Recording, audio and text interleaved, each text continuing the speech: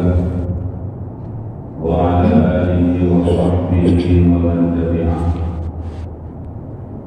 أشهد أن لا إله إلا الله وحده لا شريك له وأشهد أن سيدنا محمدا عبده ورسوله لا نبي بعده. اللهم رب اشرح لي صدري ويسر لي أمري واحلل عقدة من لساني يفقهوا قولي. اللهم ارزقنا فهم النبيين وحفظ المرسلين وإلهام الملائكة الله المقربين برحمتك يا أرحم الراحمين. Takdim dan kehormatan khatib kepada imam masjid yang sangat mulia ini, kepada guru-guru yang berbahagia,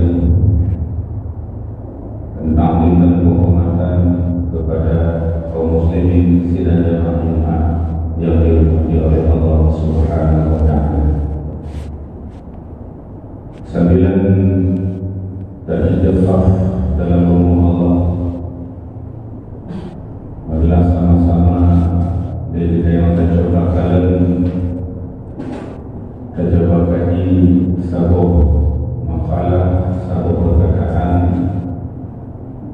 dari Al-A'mash Sulaiman bin Imran Al-Kufri yang mudah-mudahan menjadi pelajaran bagi pribadi kami, khususnya dan umumnya kepada seluruh kaum muslimin sidang jamaah yang kami hadir pada orang yang sangat mulia. Al-A'mash Sulaiman bin Imran Al-Kufri, beliau merupakan salah seorang ulama yang terkenal zuhudnya, terkenal ahli ibadahnya. Bahkan dalam satu riwayat disebutkan di sini bahwa beliau selalu menjaga air wudhunya. Ketika beliau habis wudhu, maka beliau langsung diajak di wudhu yang lain, walaupun untuk melaksanakan sembahyang. Ulun-ulun bawahnya bertanya, ya Syekh, wahai guru yang bahkan berada tak dijaga di wudhu, usul oleh keroninya belum jaga di wudhu, karena lu inginkan bertemu Allah dalam keadaan tidak suci dari hadas. Makanya sabi-sabi lu jaga di wudhu, kadang-kadang itu dalam masanya Allah Ta'ala gejoknya menglun, berjilun meninggal dalam keadaan suci dari hadas. Beliau Syekh Al-A'mash Sulaiman bin Imran Al-Kufri pernah mengutarakan sebuah perkataan, sebuah makalah bagi Bandung Bronian, "Mangkana rasul maliki taqwa kalladil alsinu ala wasfi ribahi fi dini, wa man kana rasul maliki dunya kalladil alsinu an wasfi khusranin fi dini." Terjemahnya, barang siapa yang menjadi modal hartanya adalah takwa, maka lelahlah lisan daripada menyifatkan keuntungan dalam agamanya. Dan barang siapa yang menjadi modal hartanya adalah dunia, maka lelahlah lisan daripada menyifatkan kerugian di dalam agamanya. Bagaimana maksudnya? Karena bahasa yang sangat luas pengertian ini oleh Syekh An-Nawawi Al-Albani, seorang ulama yang berasal dari Negeri Banten, Jawa, yang beliau pernah menimba ilmu di Mekah, di tanah Arab, Beliau juga banyak mengarang kitab pada masanya. Syekh An-Nawawi Al-Baghdadi menafsirkan makna perkataan Syekh Al-Amash Sulaiman bin Imran Al-Bukhari. Bagaimana dengan makna ini? Wal makna man tamassaka ala taqwa bimtisaril ma'awamiri wa jinabi nawahihi kana lahu hasanun kasiratun la tuhsa. Si berangkasan yang berpegang pada ketakwaan kepada Allah dengan jalan lehurnya berintisan perintah Allah, melaksanakan perintah Allah, iaitu jalan intisan. Ketika jalan anak mengambil makhluk, ada karena melayan makhluk, ada karena menyangkai waktu perangkat lampu. Tapi tubuh ibadah segala perintah Allah ada jalan intisan. Artinya dengan ibadah dekat Allah Subhanahu wa Ta'ala. Karena Allah yang nyuruh, maka dilaksanakan ibadahnya. Anak urusan dengan makhluk yang lain. Dan menjauh segala larangan Allah. Bila larangan Allah, anak berpukul. Ya larangan Allah atau larangan yang lain. Bergendera, bersabar.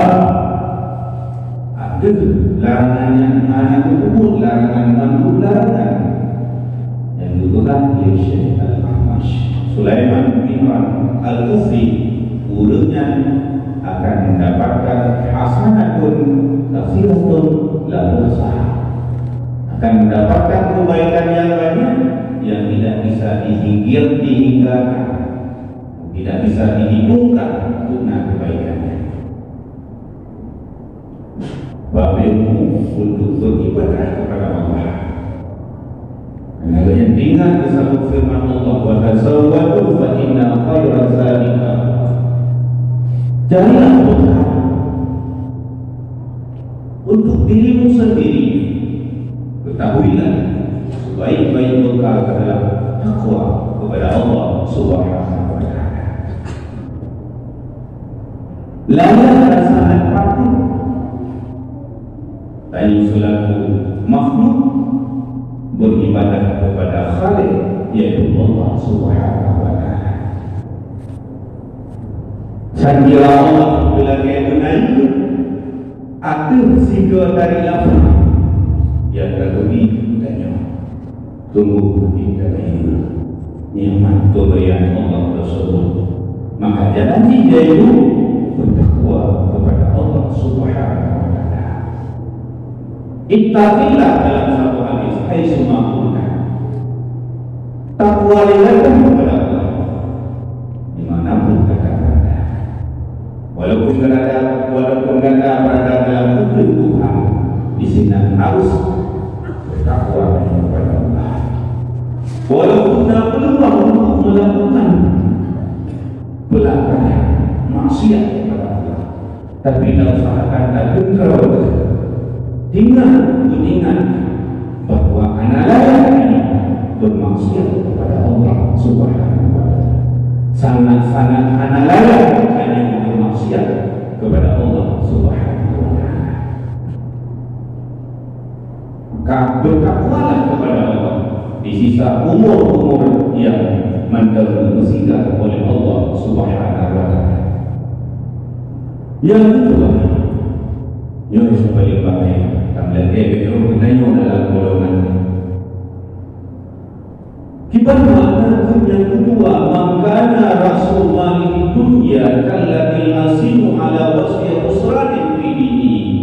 Maknanya adalah man tamassaka bi umurin mukhalifatin syar'i walahu sayyi'atun katsirah ajadil alsimu ala hisab sifat rasul yang diperpegang dengan perkara-perkara yang menyalahi syariat, buat ia kubur dengan Allah menyalahi syariat. Sembahyang 5 waktu, zakat anak bukan kubur yang ada. Yang ini pun yang pun dengan si orang menyalahi mukhalifatul syariat, menyalahi syariat. Yang ketahuilah orang tersebut akan mendapatkan sayyi'atul kasirah, keburukan atau kejahatan yang banyak, yang mana oleh lidahnya lemah tidak mampu menghidupnya pada kejahatan yang akan dibuat oleh tersebut ketika lehernya berpegang dengan perkara yang perkaranya menyalahi dengan syariat Allah Subhanahu wa ta'ala. Maka pilihan ada pada pribadinya. Pilih yang mana? Apakah dia ingin memilih termasuk dalam orang-orang yang berpegang teguh dengan menjunjung tinggi perintah Allah, menjauhkan segala larangannya, atau pilih hanya termasuk orang-orang yang berpegang teguh dengan perkara yang menyalahi syariat? Pilih ternyata. Tapi ini tak terboleh. Sesaat lagi tanya kegiatan Allah menyalahi syariat, penyesalan abadi selama-lamanya sehingga buruk kiamat, buruk akhirat. Masa sakila ada benda gada habis masalah, anak sakit, tapi benda hancur. Anak juga merasa riwayat kulitnya bukan tahu, lubuk kulit lagi yang cocok itu Abu Bakar. Menyang kulitnya kulit masalah lalunya belaan dengan keningnya jika mantan Abu Bakar tak aman, maka merasa bukan ganda kulit beliau itu habis lupa kata ganda kabin bukan benar tak ada sambil untuk pakai kabin dan aku berarti anak kata nyonya betul lupa kata dia betul kabin lupa kata makna tak yang tidak makna substansi keburukan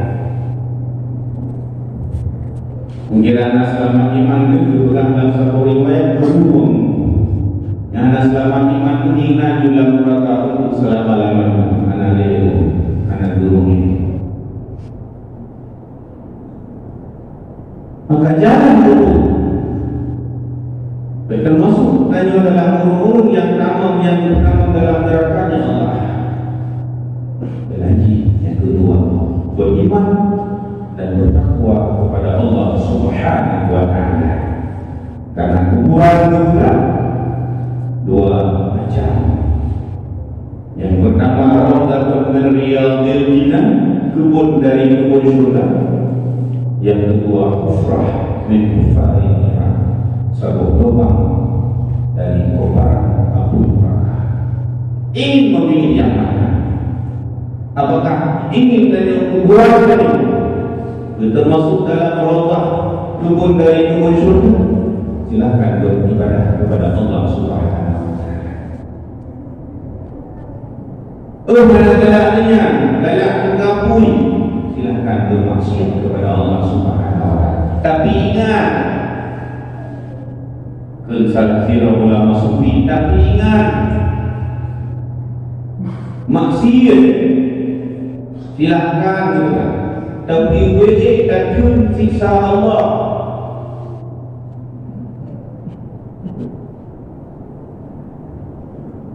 Seringan-ringan siksa bukan tusuk iparmu, tusuk silau yang bukan dari api neraka, wajah tusuk jauh sampai otak meleleh.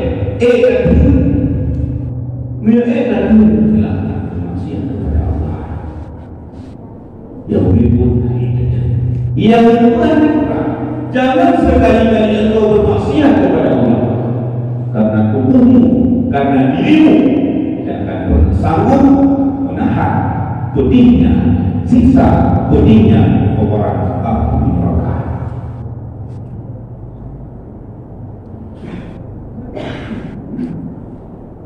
Pilihan ada pada pribadi kita masing-masing. Maka khatib melalui mimbar khutbah pada guru yang sangat mulia ini ingin mengajak kepada para jemaah urusi yang dapat hadir pada guru yang sangat mulia ini berbudiah kepada Allah Subhanahu wa taala. Jangan pernah bosan, jangan pernah jemu, jangan pernah lelah menyembah Allah Subhanahu wa taala, karena cuma Allah yang berhak disembah. Selain dari Allah tidak berhak disembah. Karena apa yang kita makan, apa yang kita minum, apa yang kita pakai, apa yang kita nikmati, apa yang kita kendarai hari ini adalah semata-mata pemberian Allah Subhanahu wa taala. Layakkah lagi berbuat? Tanya bermaksiat kepada Allah. Coba pikirkan masing-masing. Layakkah yang bermaksiat kepada Allah? Sama sekali tidak layak. Berujung dan yang bermaksiat kepada Allah seseandainya dan yang pernah terhajur. Makanya yang pemberian Allah Subhanahu wa taala.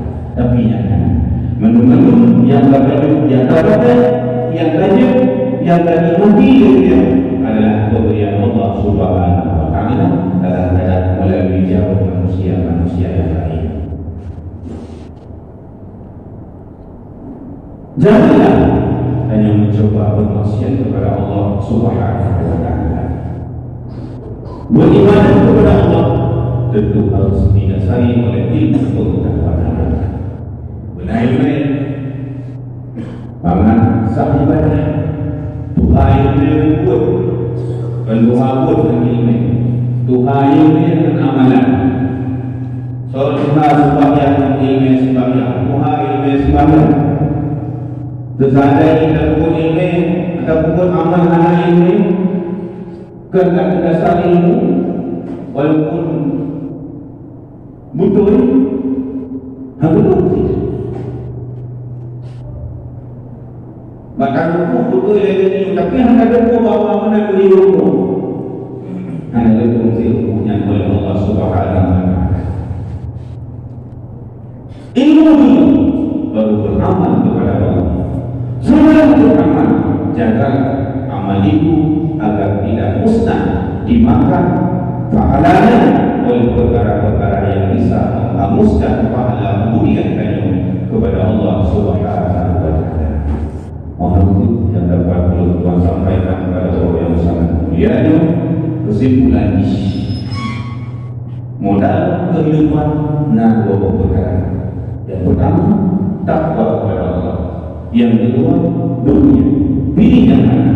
Apakah dia ingin dijadikan takwanya sebagai modal kehidupan, maka dia akan mendapatkan kebaikan yang banyak. Atau yang mana lakukan ingin dijadikan dunia sebagai modal kehidupan, silakan.